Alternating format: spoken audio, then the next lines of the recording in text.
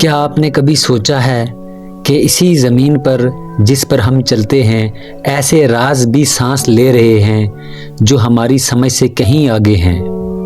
ایسے جانور جو اندھیرے میں روشنی بن جاتے ہیں، جو اپنا کٹا ہوا عضو دوبارہ اگا لیتے ہیں، جو سمندر کی ایسی گہرائیوں میں زندہ رہتے ہیں جہاں انسان کا جسم ایک لمحے بھی نہ ٹھہر سکے۔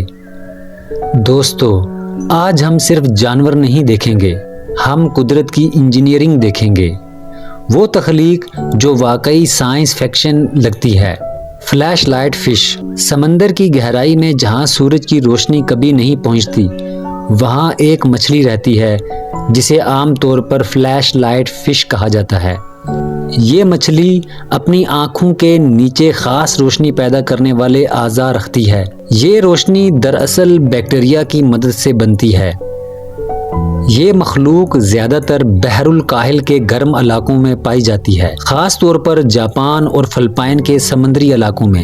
یہ روشنی کیوں پیدا کرتی ہے؟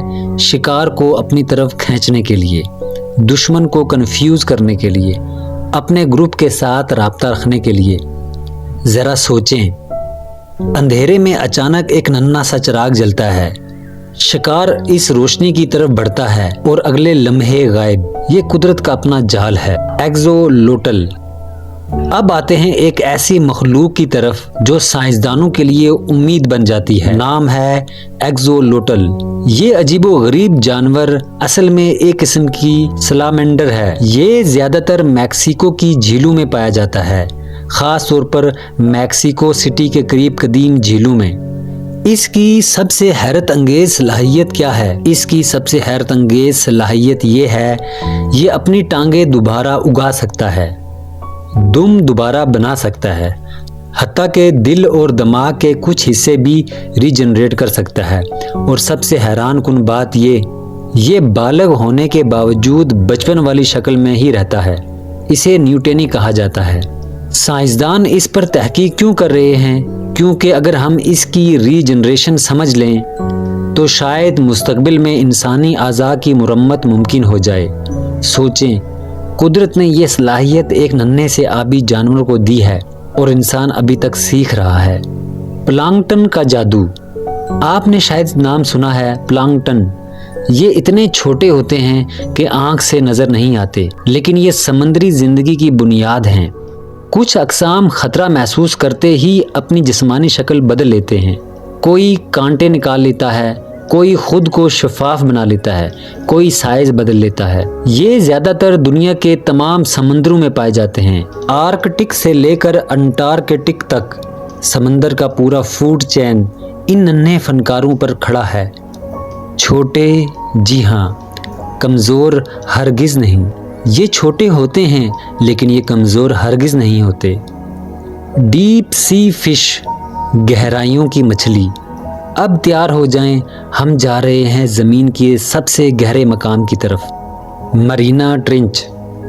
یہ وہ جگہ ہے جہاں دباؤ اتنا زیادہ ہے کہ انسان کا جسم چند لمحوں میں کچل جائے۔ وہاں ایک خاص قسم کی مچھلی پائی جاتی ہے جسے عام طور پر سنیل فش کہا جاتا ہے۔ یہ 8000 میٹر سے زیادہ گہرائی میں زندہ رہ سکتی ہے۔ اس کا جسم نرم اور جیلی جیسا ہوتا ہے۔ اس میں خاص پروٹین ہوتے ہیں جو دباؤ کو برداشت کرتے ہیں۔ یہ مچھلیاں جاپان کے قریب بحر الکاہل میں پائی جاتی ہیں۔ سوچیں، جہاں روشنی صفر، جہاں درجہ حرارت منجمد کے قریب، جہاں دباؤ ناقابل برداشت، وہاں بھی زندگی موجود ہے۔ یہ ہمیں سکھاتا ہے کہ زندگی راستہ نکال ہی لیتی ہے۔ Armoured yellow. اب آتے ہیں خشکی کی طرف۔ نام ہے آرمرڈ یلو، خاص طور پر 6 بینڈڈ آرمرڈ یلو۔ یہ جانور جنوبی امریکہ میں پایا جاتا ہے، خاص طور پر برازیل، ارجنٹینا، پیراگوئے۔ اس کی لمبائی تقریباً 40 سے 60 سینٹی میٹر تک ہوتی ہے۔ اس کے جسم پر قدرتی بکتر ہوتی ہے، سخت پلیٹس کی شکل میں۔ خطرہ محسوس ہوتے ہی یہ کیا کرتا ہے؟ یہ خود کو مکمل گول شکل میں لپیٹ لیتا ہے، ایک زندہ بکتر بند گیند۔ شکاری دانت آزماتا رہ جاتا ہے لیکن اندر موجود جسم محفوظ رہتا ہے۔ یہ قدرتی انجینئرنگ ہے۔ اب ذرا رکیے، آپ نے دیکھا اندھیرے میں روشنی، کٹے عضو کی دوبارہ تخلیق، شکل بدلنے والے ننھے فنکار، ہزاروں میٹر گہرائی میں زندہ مخلوق اور خود کو بکتر میں بدلنے والا جانور۔ کیا یہ واقعی سائنس فکشن نہیں لگتا؟ لیکن یہ سب حقیقت ہے۔ دوستو، جب ہم فطرت کو غور سے دیکھتے ہیں تو ہمیں احساس ہوتا ہے کہ ہم ابھی سیکھنے کے سفر میں ہیں۔